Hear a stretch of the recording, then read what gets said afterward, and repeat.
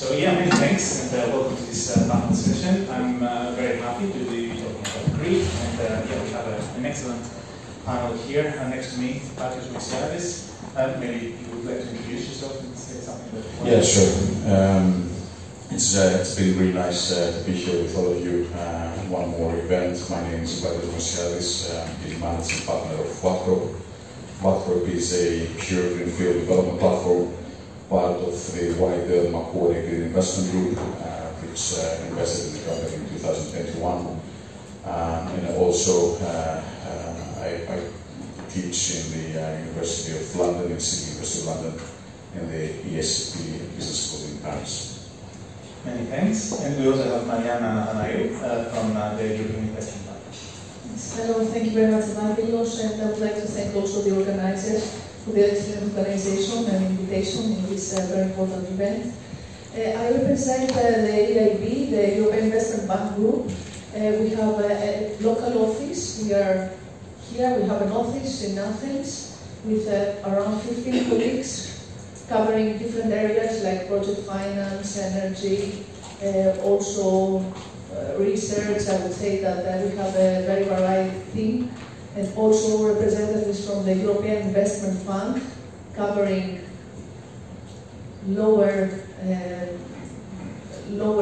higher risk, I would say, better operations.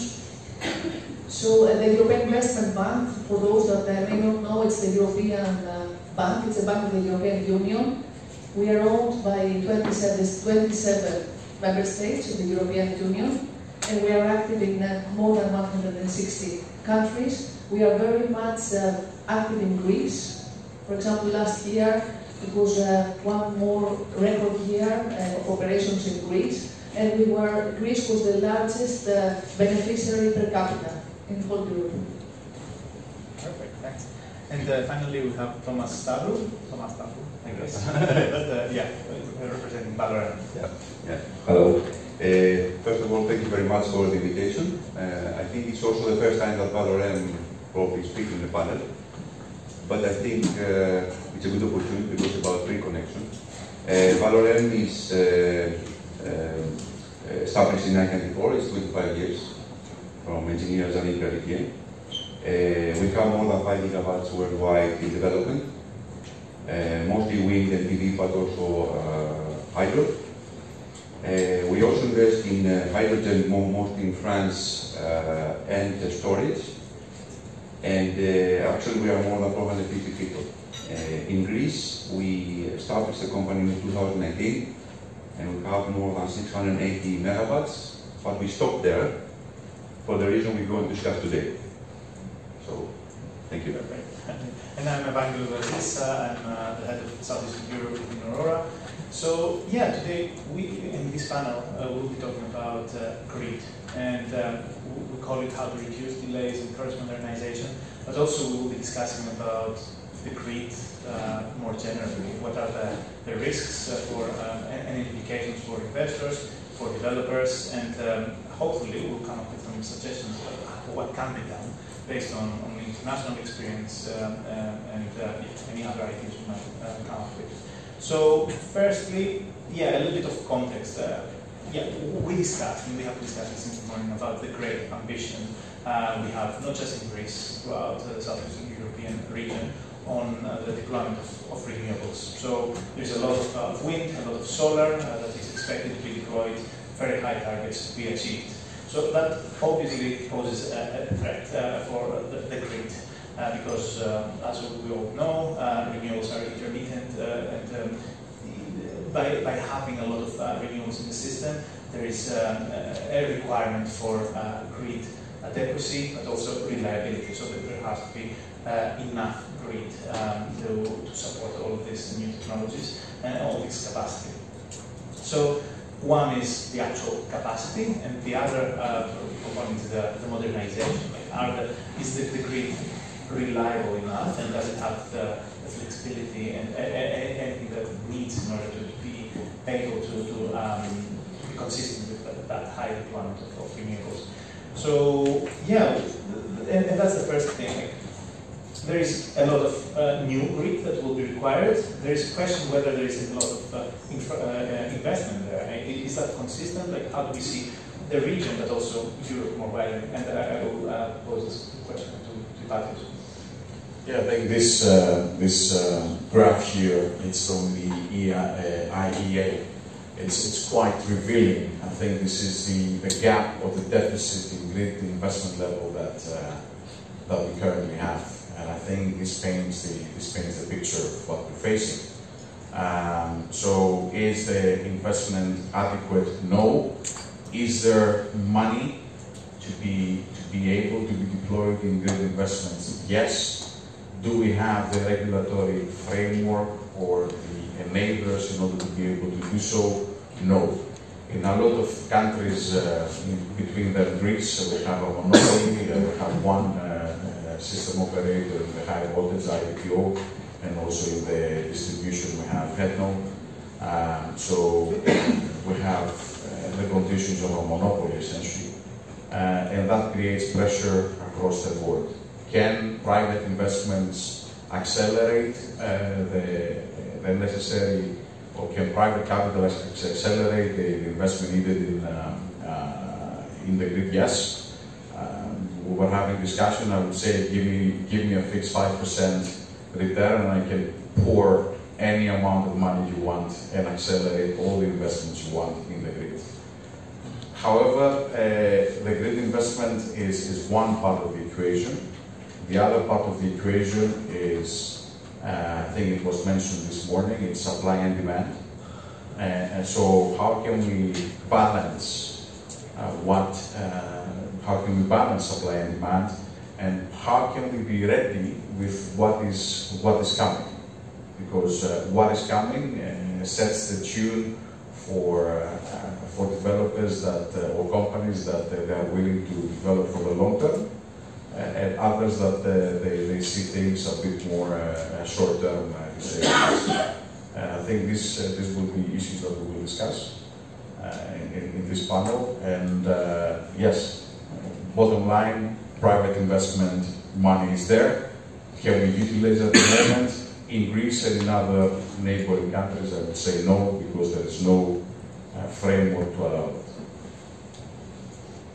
Yeah, that's very useful. And yeah, we'll turn to Thomas and ask, how do investors perceive this risk and the fact that there is underinvestment in Greece? And you represent an international investor, I would say. So does that pose a risk for investing in Greece and other countries in the region? Yeah. Actually, just to mention, what you mentioned before, Valorem came in Greece to be an MEP. So it means we want to stay here, have our assets, produce energy in Greece. We're not going to sell our assets, let's put it this way. So when a company decides to really invest to a country, one of the things they see is the conditions. And the condition is regulation, is grid, is banks. We are lucky because we have construction of 27 megawatts. I think many companies now, foreign investors, are trying to sell, especially when they don't have assets. This is a little bit like pessimistic, but I think we should be optimistic. And I have some discussion in the break. The market will show, and I think there are solutions like maybe private investment 45%. I was talking, for example, with outside for power to X. So I am optimistic as Valorem. That's why we are here still. Even I think in the previous panel they mentioned last year August ministerial decision, which we don't want to analyze now. But by putting also that there is, let's say, investors that want to stay in Greece, I think even the new government, which is the same like the previous one, will start thinking about, let's say, more seriously about the regulation or opening the market more and making new opportunities. because we need foreign investors. And just to add something here, and I think Pakistan from Julie mentioned about resources. Don't forget that more companies come in and more companies are joining Greece. Also our employment rate is increasing. And this is very, very important for us. And I'm Greek, so it's something that is very important. So greed is not only about greed, it's not about investments only, it's not about making profit. It's also a chain of things that could not happen or can happen. Okay, more work, okay, so let's say more investments, more loans to the bank will be happy, right? So I think the market will push there, even from the investors or the governments or even European Union. Can I quickly add that? Very quickly. Foreign investors, I think, want two things. One is transparency. Do we have transparency right now on the applications on the grid? In Greece, no.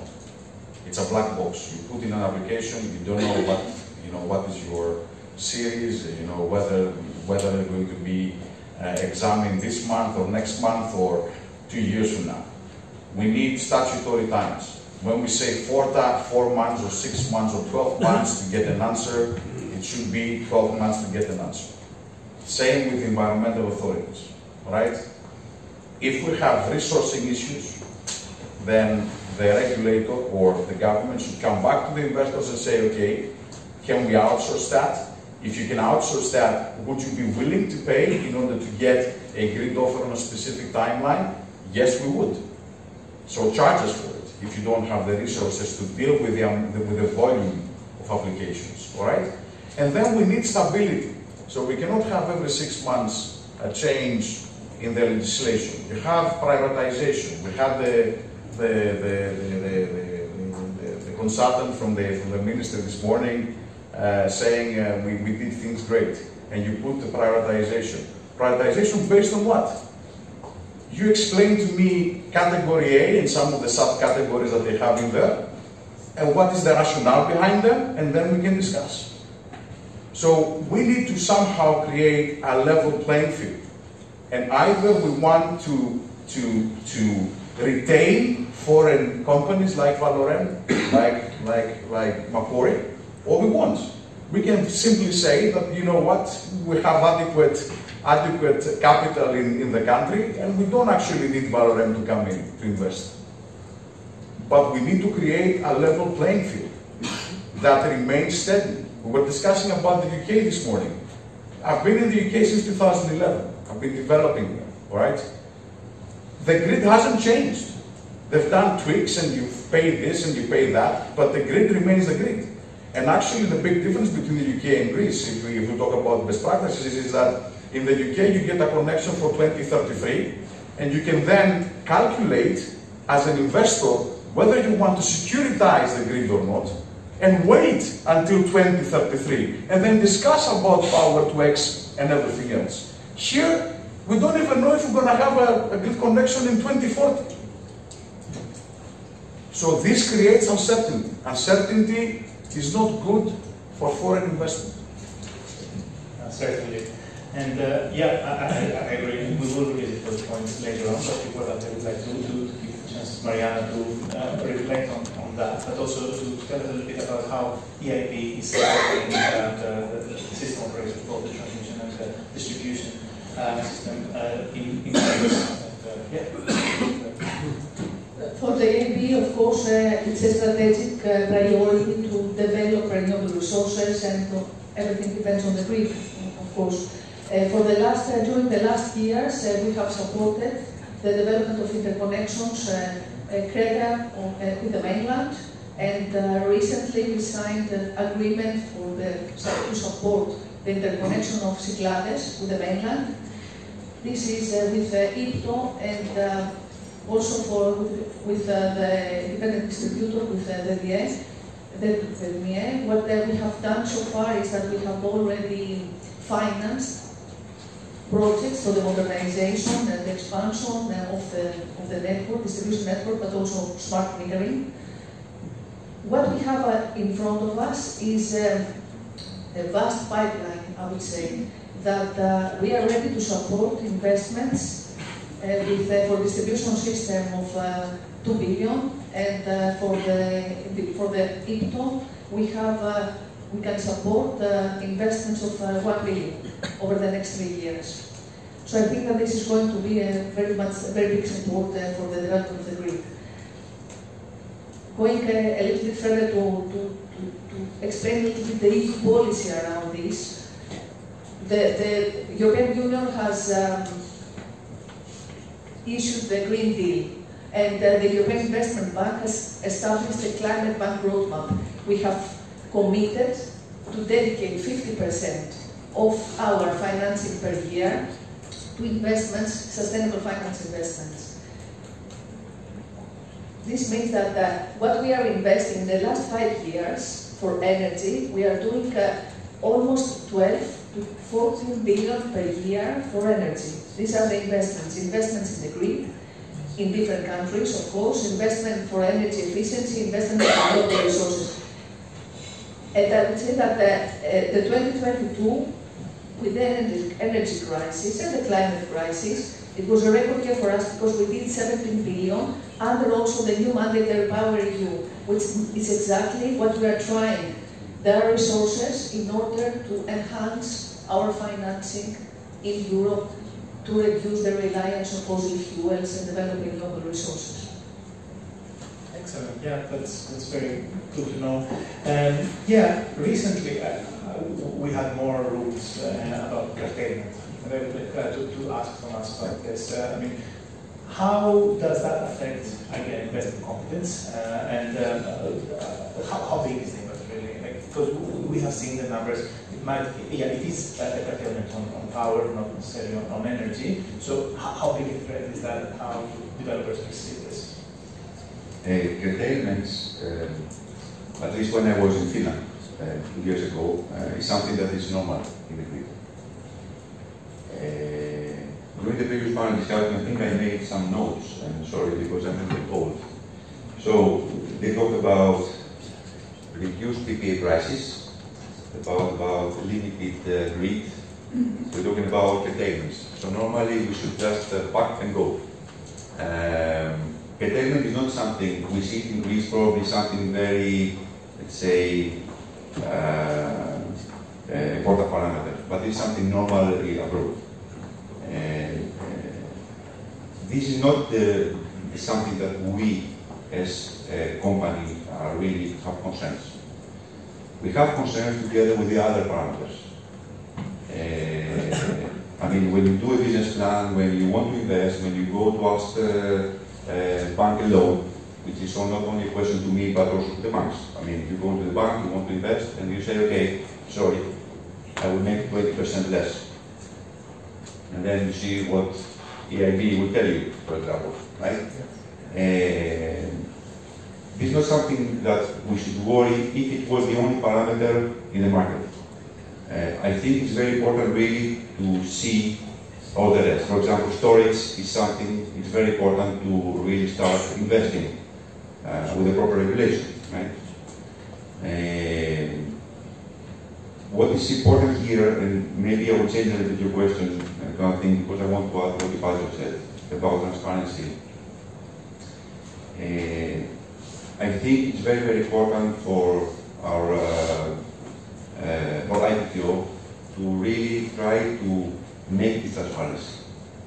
Maybe it will take 1 or 2 years, or I don't know, maybe outsource and really give to the investors, to any investor, even if it's a Greek one or a foreign one or whatever, to really see where we are. I mean, what Ipatio said, I think they know that they will be correct in 2023 or 2033.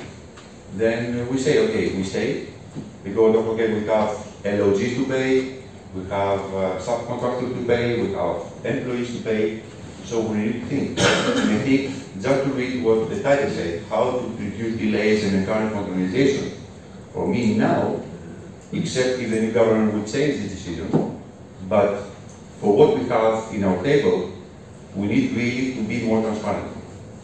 And sorry to say, repeating Ipatios, but I think this is something we would like to see. So, this is what I want to say. No, very useful. It's a recurring theme. Yeah, transparency is required, and making sure there is a level playing field. Going back to risks and how developers use the risk of curtailment and other grid-related aspects. How much do you think storage can change this? Like, at the asset level, but also at the system level? I think we need to make quite a big differentiation about how we treat storage. In front of the meter storage is upon us. We have this 30 gigawatts that Stelios was mentioning this morning. How many of these assets are going to be realized remains to be seen. We have 3 options ahead of us that were not very well designed, with limitations on what sort of services you can provide and the revenue stacking that you can have. Heavily subsidized. Personally, I am against subsidies at that level. I think that subsidies create market distortion, and we were quite vocal on that even on a lobbying level. So there is no need. Companies that they are mature and involved and they have the know-how, they can invest in battery energy storage given the right framework for revenue stacking. And companies that they are speculating are not there, so the batteries are not solar, that you leave them in a field and you produce revenue, as the common opinion is, which is not the case. So you have to be sophisticated in order to do storage. Behind the meter storage, I'm yet to be educated on the business model and the economics, whether it works or not. It's a great engineering solution. Does it work financially? I'm happy to be educated on the matter. Personally, I do not see how currently it would work on a utility level scale and not on a commercial CNI level. Okay. So yes, storage is a solution. Again, we don't know when. I mean, we apply for storage. Storage has issues on the environmental permitting. You have different regional authorities that they treat storage applications differently with different time scales. We don't get enough sort of decisions or answers on time. So there is further regulation needs to be done there. It will solve part of the issue that we have with congested grid, especially in specific nodes on the grid, on specific substations. But it will not be a silver bullet. So storage cannot alone solve. And suddenly we put, let's say, 10 gigawatts of storage, and we will be able to deploy another 40 gigawatts of renewables. This is not how things work. So it will be part of the solution, but this is not the only thing. And I think coming back to Thomas's point, digitalization at this point on the grid, digitalization. What do we have? I was asking the operators, do you have a map that you can provide and tell us interactively? As I go into WPD in the UK and I can see the substation, I can see straight away. This is public information. The substations in the grid belongs to the public. So we should be able to dig down and see what is happening on a node, on a specific node on the grid. We don't have the information. We have to invest 2 years of GIS systems and build from scratch our own intelligence on the matter as a company. So we still have a long way to go, and digitalization and transparency through digitalization is the first thing. And I think the regulatory authority did it. They did a platform that works. So why not IPTO or HEDNO don't take a best example or best practice example and enforce the same thing? Perfect. And going back to Mariana, I know that apart from public, investing in grid infrastructure and the system operator, EIB also supports private investment and developers. Can you tell a little bit more about that and how does that help investors, especially when it comes to grid implications? Thank you, Vagelos.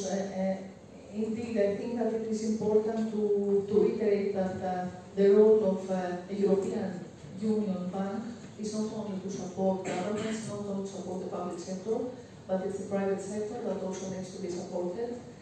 There are tools, there are mandates also from the European Commission supporting investments, private investments, corporates.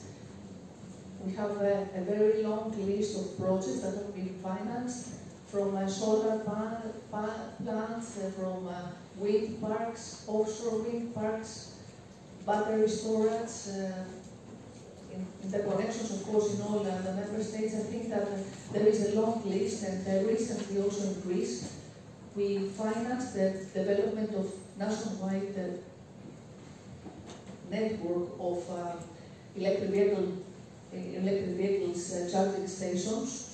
That would be also for hydrogen. So I think that there are also, I think that we have to mention InvestEU, which is a new support from the European Union. It's a new tool which, with a very big guarantee of 26 billion, is going to support with 10 billion guarantees investments in green finance, in green investment and energy. So I think that there are tools there to support not only the public sector but also the private sector. So private investments will be favored also from these tools and mandates that exist. Thanks a lot. And yeah, looking forward, we talked about the shortcomings of the grid and some of the issues that we are facing now. What can be done? We have a new government in Greece. So what would you think is important as a priority for the first day when it comes to green investment and development? I'm not talking about only foreign investors, but in general, because there are the big players in the Greek market, but also there are small players that want to really invest and do more. I think the new government at least should clear a little bit the stakes, I would say. Put the things a little bit more in order.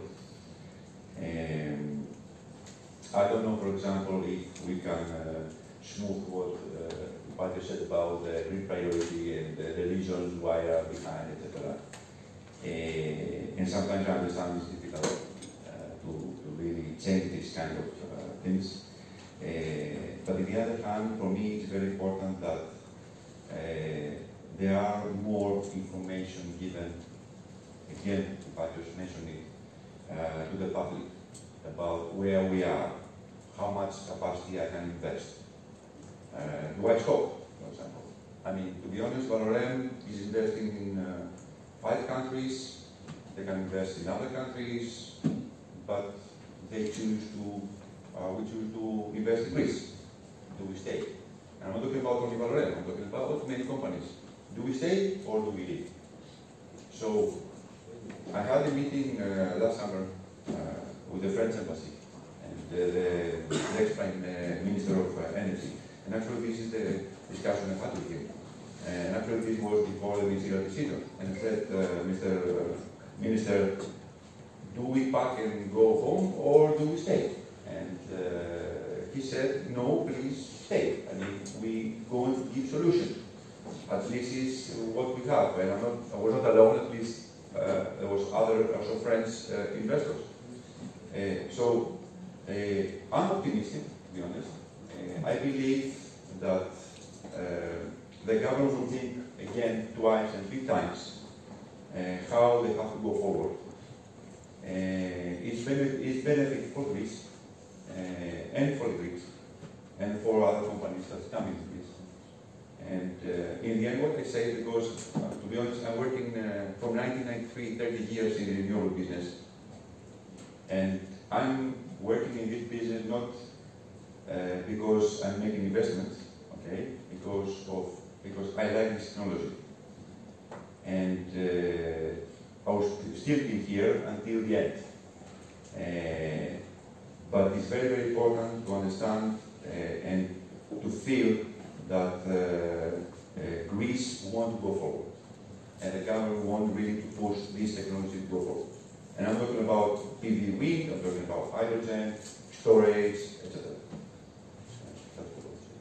Thank you. If I had a similar question, and sensitively moving forward, how can we make sure that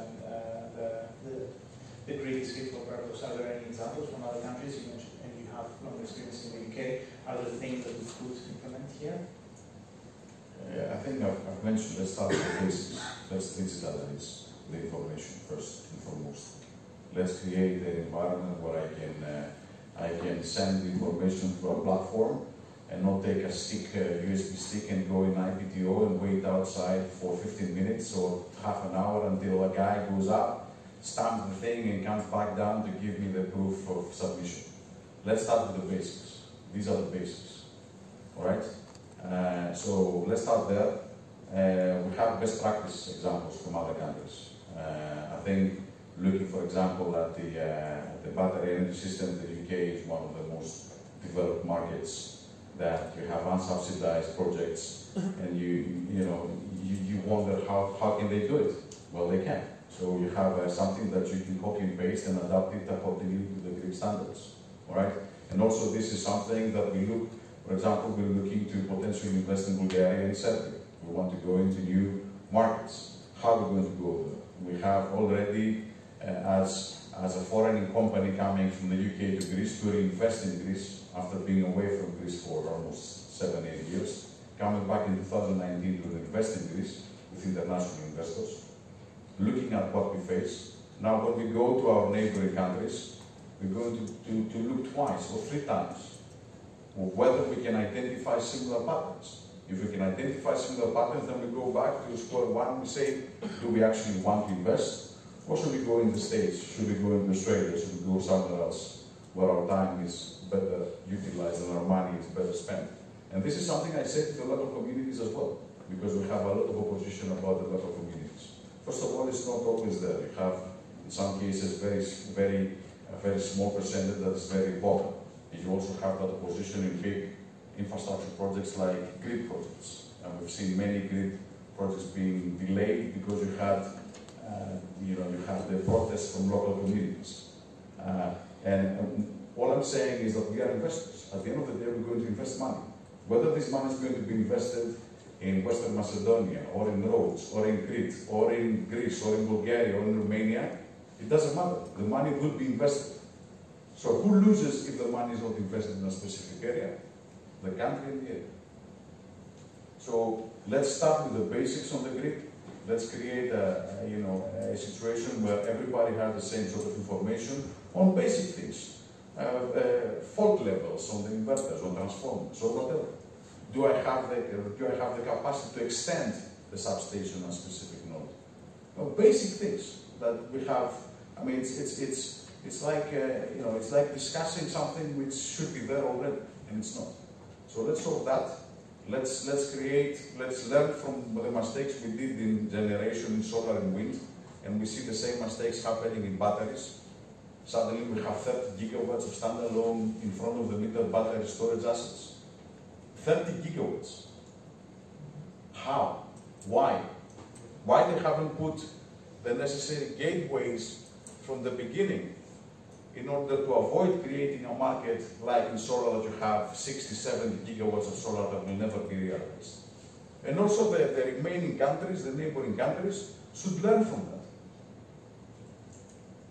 As foreign investors, these are things that you have to imagine that you go in front of an investment committee, as I did last September, and I had to explain something that even I could not understand, how ministerial decision was going to work, and explain to that to an Australian.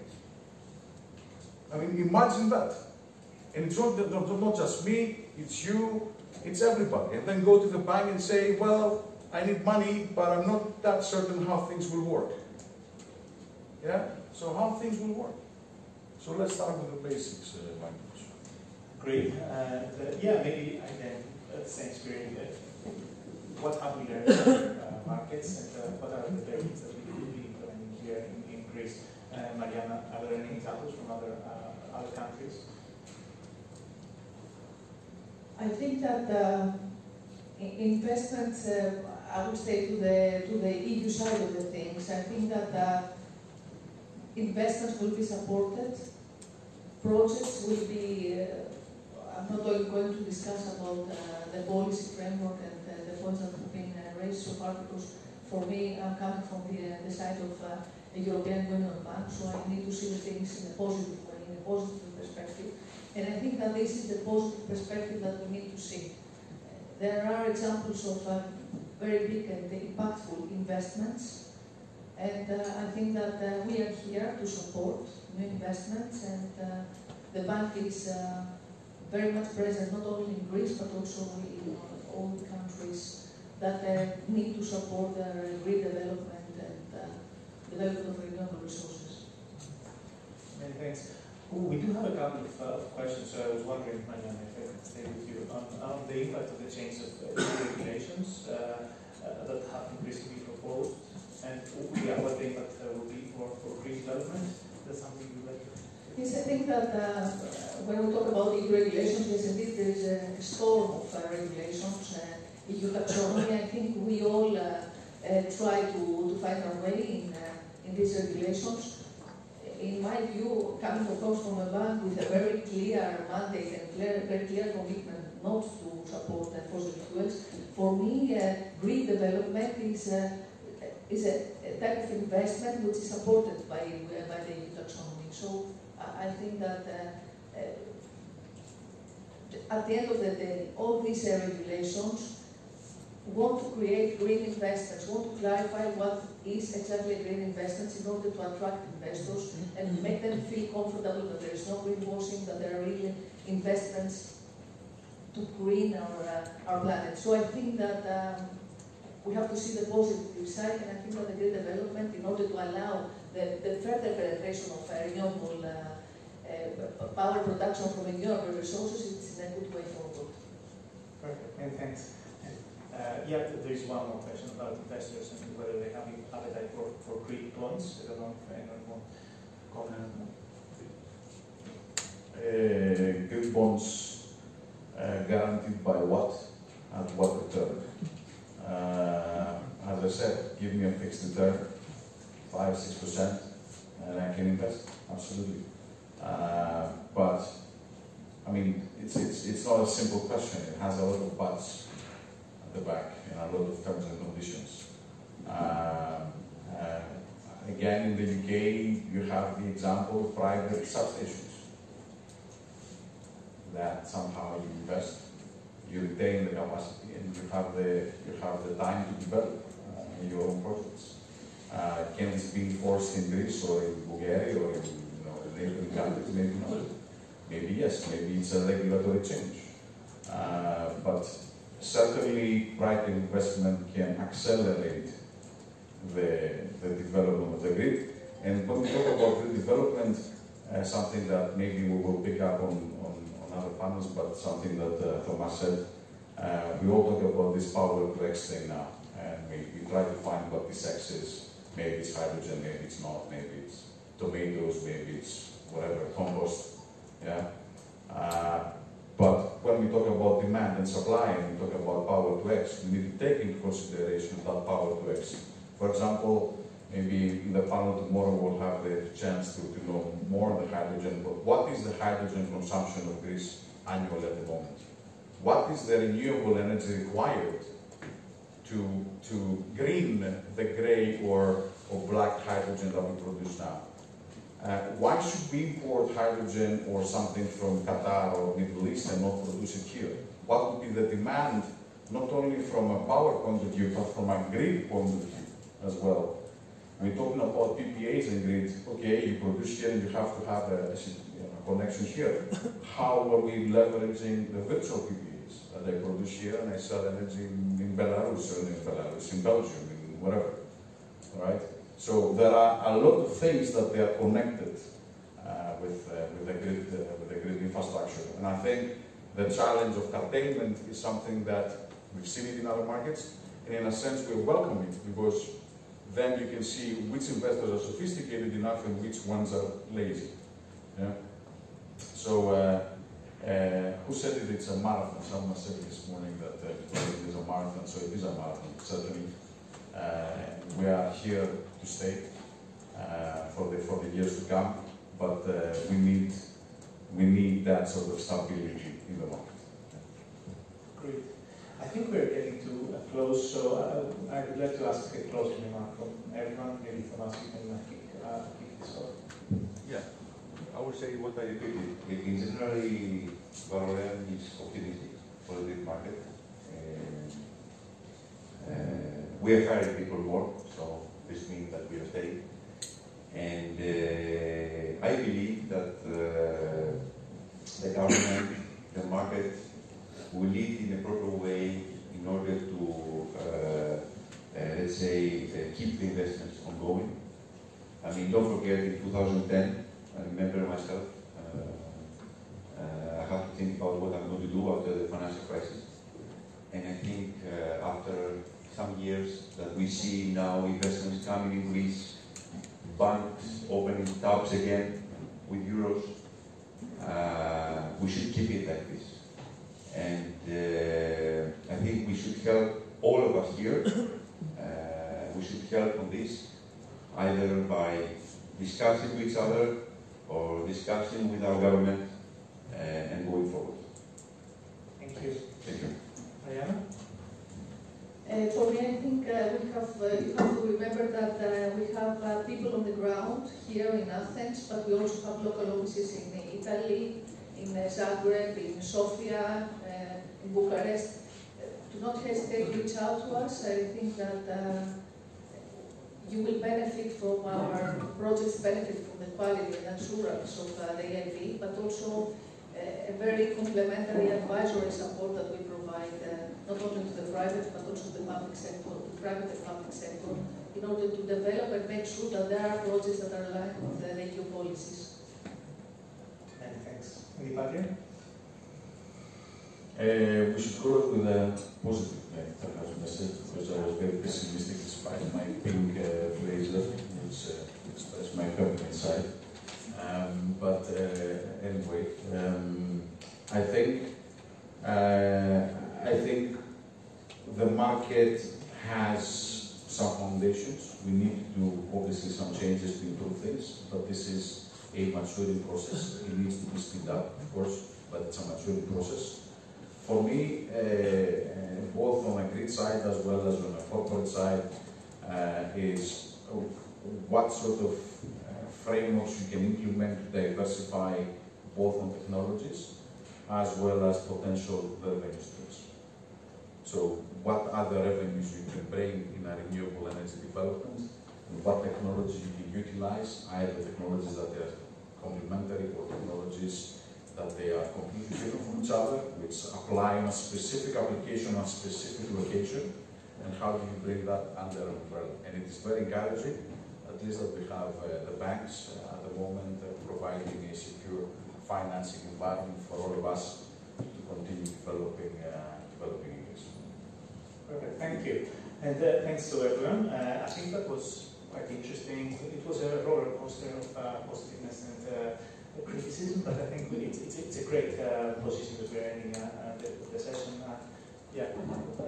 There's obviously a lot to be done, mainly around digitalization, making sure that we have a level playing field and quite a lot of transparency that will increase investment confidence, and certainly we see initiatives from EIB helping out both the system operators but also private players to that direction. So yeah, very positive. I'm super happy and thankful to you all. Thank you.